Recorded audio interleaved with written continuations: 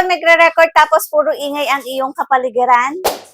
Ganito ang tunog ng ating background pag wala tayong mic na ginagamit. Especially, makiririnig nyo yung ingay ng ating cellphone.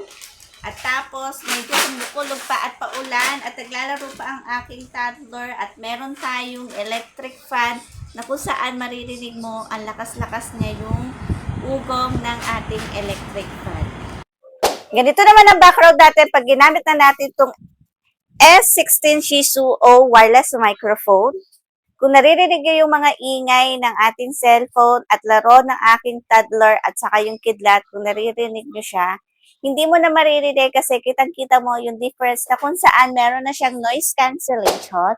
Napakalinaw ng audio natin at hindi mo maririnig sa iyong background yung mga ingay dyan sa ating paligid. Kaya kung ako sa inyo, kung gusto niyo na malinaw ang inyong mga audio, ano pang iniintay nyo? Mag-check out kayo dyan sa ating Yellow Basket habang naka-payday sale tayo, mga mima ko.